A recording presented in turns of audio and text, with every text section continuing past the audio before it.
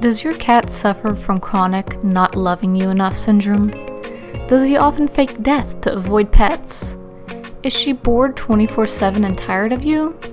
I can help solve all these problems and probably not any other ones with cat walkies. I personally have indoor cats because it's simply not safe for them in my neighborhood. There are lots of cars, off-leash dogs, and the possibility of coyotes in the area.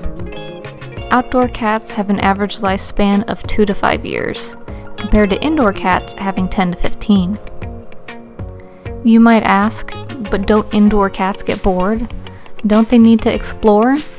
Yes and yes, but I like to give them outside time in a safe manner, not only for themselves, but for songbirds in our area as well. One way to give them safe outside time is a catio. I have a separate post on my Catopia build.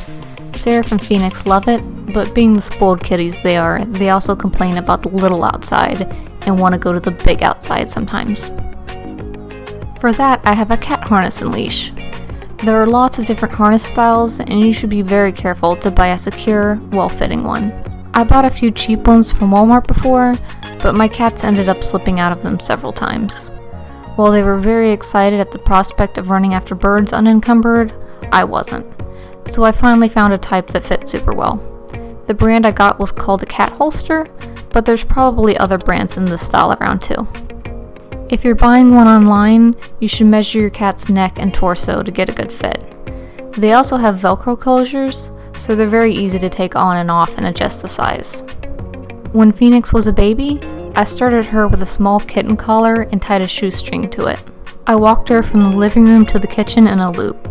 She got very good at following and understanding leash manners. Introducing the harness can be more difficult. Seraph was an adult when I leash trained him. It's important to start slow and give plenty of praise or treats.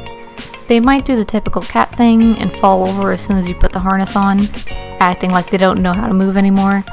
But I left it on Seraph for 10-minute increments in the house, and he soon learned he could walk around just fine. Seraph loves the outdoors. As soon as he realized the harness meant he could go to the big outside, he was all in. If I ever want to find him, I just have to pick up his harness and undo the Velcro straps. He hears that and comes running. When you first start taking your cat outside, don't expect them to walk alongside you like a dog through the neighborhood. Mine typically wander around the front and backyard, stopping every 30 seconds to chase a bug or roll around.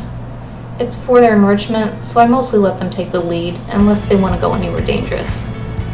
Or the neighbor's bird feeder. No, Seraph, they wouldn't like that. Someone asked me if it was dangerous to leash train indoor cats, thinking they dart out the door more often. That hasn't been true in my experience. They beg at the door to go out more often, definitely, but for the most part they're pretty patient about me putting the harness and leash on before we take off. If your cat does pull a Houdini and gets out of an ill-fitting harness, it's important not to punish them for it. Seraph did that a few times before I got his current harness, but I walked alongside him a moment and calmly picked him up.